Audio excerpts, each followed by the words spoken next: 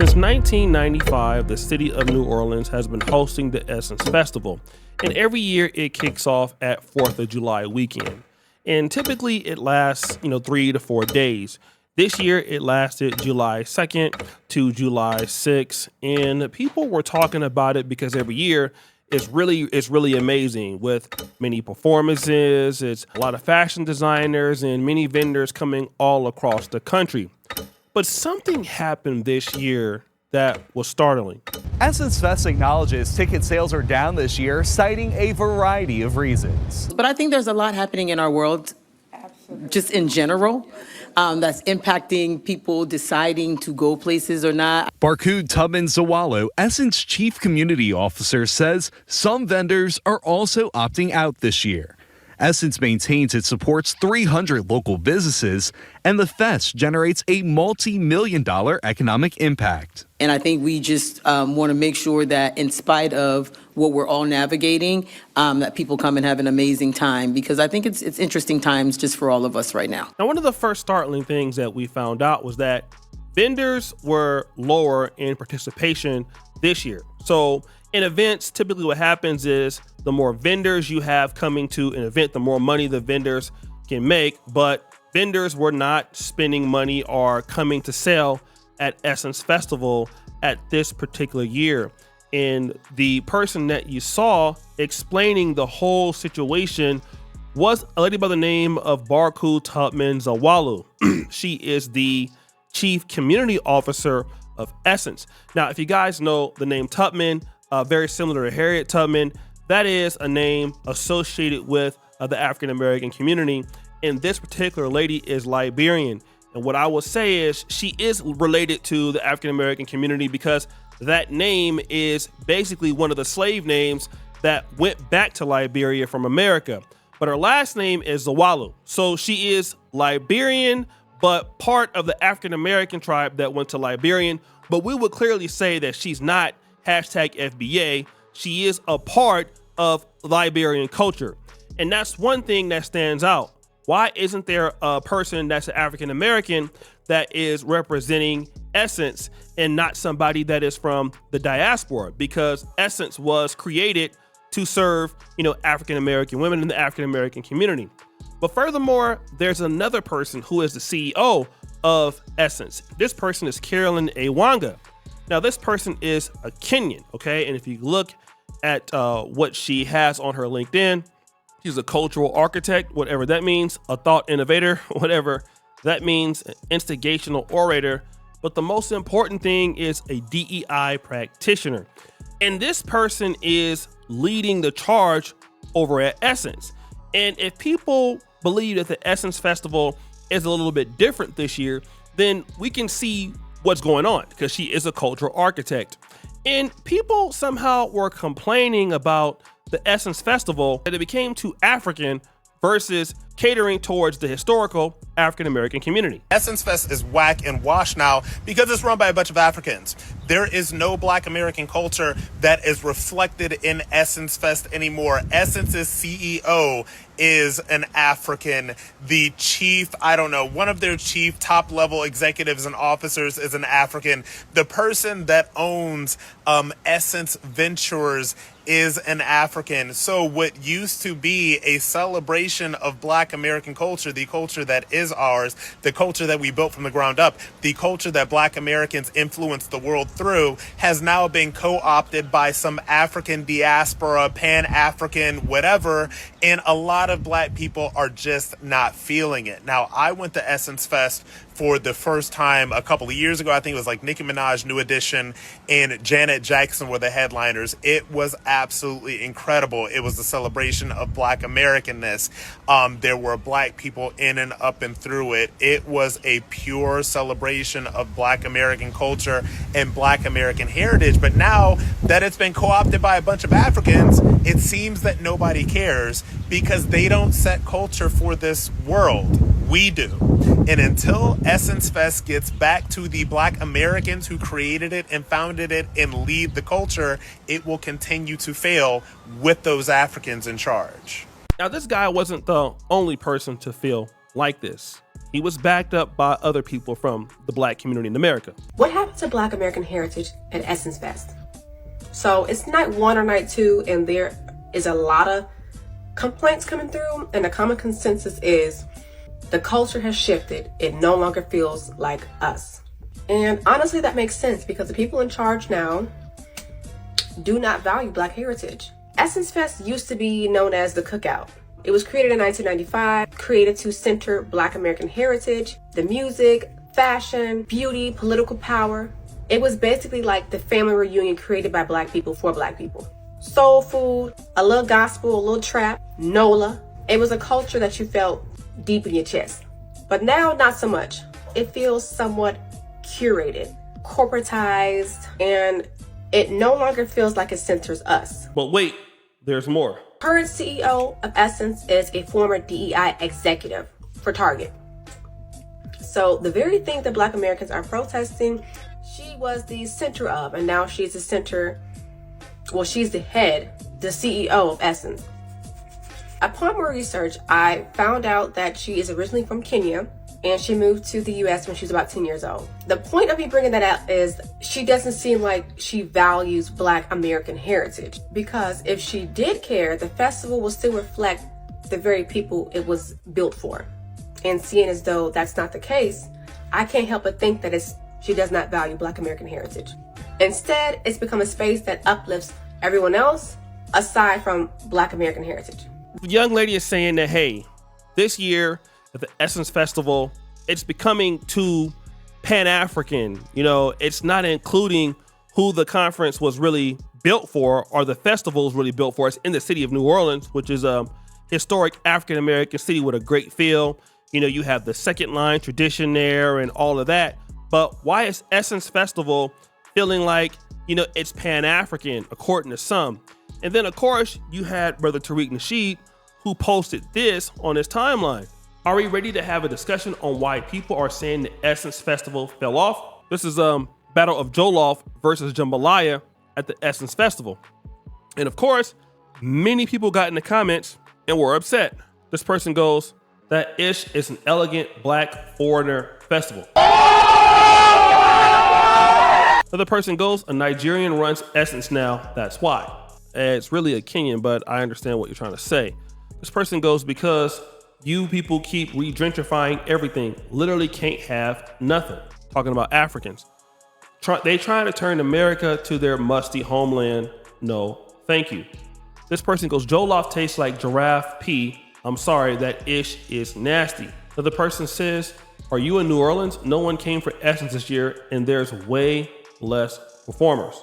This individual says that they constantly disrespect our rich culture by drawing false parallels to their inferior culture. Here we go again. They come up with these gimmicks, making seem like it's an innocent competition, but it's obvious what they're doing. Trying to get certified, recognized off our Southern food. FBA freedmen, aka indigenous people from USA. Remember, we have no culture according to them. Got him! Now this person says, the CEO is a Liberian and Black Americans founded Liberia. For 2 centuries, it was argued that these Blacks in the ruling class weren't indigenous to Africa and shouldn't rule over the people. Now, FBA is taking the same play, how these Africans aren't indigenous to the United States. Irony. And this is absolutely true. That lady is a descendant, the person I was talking about up front, which was Barcade Tubman Zawalo. She is an indigenous person. She is related to #FBA through Liberia, right? So in her last name, she does share our heritage genetically. Another detractor says, now, are we going to have a discussion about these fossilized plates that got dug up? This is the only proof that Black Aboriginals exist, because these plates look 1,000 years old, bone dry, no garnish or sauce. Boy, that plate look good. You know what you're talking about. I must be African, hating. This person goes, seems there are cultural clashes and hierarchy issues. I don't think that's intentional. I just think Africans and African Americans need to have dialogue at that level. Both are enforcing their view. It's not collaborative, it's competitive. Just a thought from observations. Was Jessie Wu there again this year's? FBAs aren't messing with her either. That tether was talking really greasy about Black Americans all over threads, and who knows where else. Now, there was a particular sister who is a Nigerian immigrant who got into the discussion and got trolled really badly for saying this. Video I posted about the Essence Festival and the division between the African American community and the Africans and the Caribbeans proved my point, because in the comments people are over there cussing me out, telling me go back to my country, go back to this, go back to that, and that proves my point. We are here fighting. Meanwhile, the president is playing in our face. He's deporting the people with the wrong skin tone. Meanwhile, he willingly went to South Africa and brought the white South Africans to America and gave them green card, gave them pathway to stay. They are playing in our faces, but we are over here pursuing rats. We are over here talking nonsense. We are over here fighting with ghosts, fighting over irrelevant things. Like I said, the black man, we are mentally enslaved and we are not getting out of the trenches. If you want, keep arguing. We are not getting out of the trenches. We are too far gone. Now, what she's trying to do is say it's just a festival. But, I mean, you're a Nigerian living in the United States, all right? And, you know, she also makes the case in her video that the same beef is happening with South Africans in Nigeria. And the reason why that's occurring is because you have Nigerians in South Africa who are on somebody else's country. The same thing with the Africans that are in the United States and participating in the culture of hashtag FBA or African Americans. And so she doesn't see what the problem is. But if African Americans were to go and, you know, let's say do this in Igbo festival that you hold dear to your heart, you would feel also upset. Maybe she wouldn't, but I think that she also would. And that's something that she needs to understand. Like, this is a culture festival celebrating, hashtag African Americans and the way we do things. When it's being tainted by some, it also may feel that it's intrusive. But Funky Dineva, a popular blogger, went to the Essence Festival. He said this. You know, it's upsetting me and my homegirl that there are so many people out there just so elated to do these negative Essence Festival think pieces where everybody's got all the damn answers about all the things that were wrong. And I'm seeing very little videos about people highlighting the positive and the community and the coming togetherness of everything and everybody that is Essence. Essence Festival 2025 was absolutely fine. Okay, it was absolutely fine. If anything, it's a true reflection of where the economy in the United States of America is at this time and people being financially uncertain. Did as many people come this year? No. Were a couple things a little lackluster due to lack of funding? It was beyond obvious. That's what a lot of it was. All they need to do is scale back. All Essence need to do is scale it down and make it smaller in order to make it more concentrated and more quality. That's it. That's all. Now, I want to talk about Essence as a magazine. And, there's Ebony, there's Essence, and it was founded by 3 African Americans, Edward Lewis, Clarence O. Smith, and Cecil Hollingsworth, and Jonathan Blount. And this was basically in 1968, but the first edition was published in May 1970. In 2000, Time purchased 49% of Essence Communications. Okay, this magazine is catered towards women of color. 2005, Time made a deal with Essence to purchase the remaining 51%. Okay, now in January 2018, it returned to a fully black-owned publication after its acquisition by, Dennis Richelieu Dennis. So basically, it was sold back to blacks.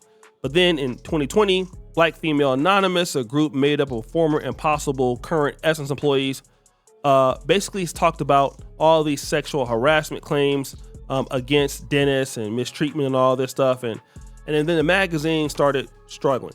I understand, how people feel, but who owns Essence? Richelieu Dennis.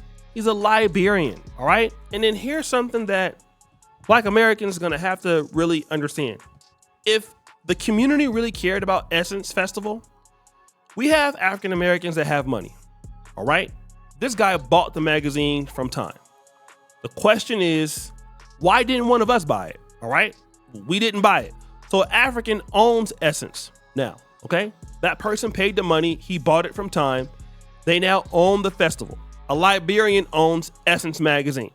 Now, it's embarrassing for people of us who are complaining about it, because Liberia has like 10 million people, and then we have 40 million people in our community, and we never bought it, and now we're complaining about something that we should have, but we don't own it. And this is something that blacks got to get out of.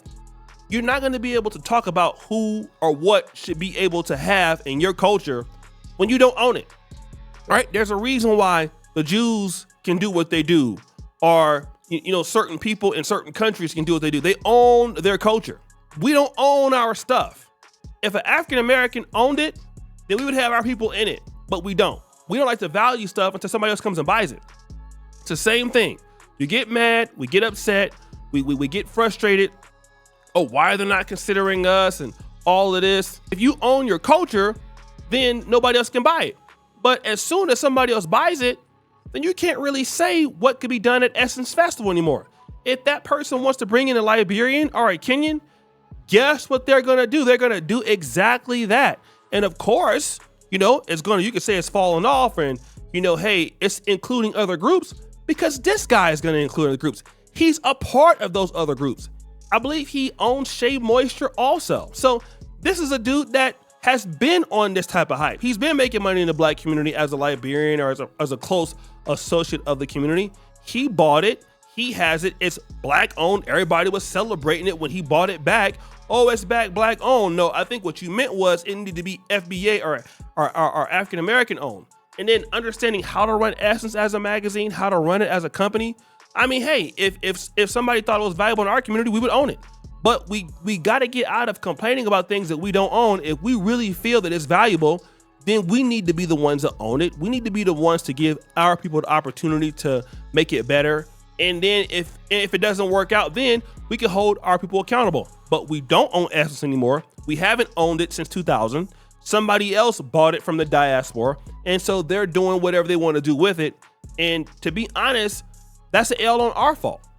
We got the money to buy it. We got the talent to buy it. We got to start owning what we want to see in the black community instead of not participating in the economic activity of ownership and then complaining when other people own your stuff. It just doesn't make sense, all right? The Chinese own all their stuff. I'm in Uganda. I can tell you right now, Chinese gonna own their stuff, okay? They're not gonna let you come in and buy their stuff and then change their culture. No, they'll die before they do that. But the black community in America, we love to do that. We love to see somebody else buy up our stuff and complain about it on the sideline with no skin in the game. The African American community, hashtag FBA, Freedsman, whatever you want to consider yourself, you gotta get in the game, family. We have to get in the game. So guys, what do you think? It's your boy LCD Jackson back at it again with another episode of the Celebrity Junk. I appreciate you for all you do. Subscribe to the bell. We're out.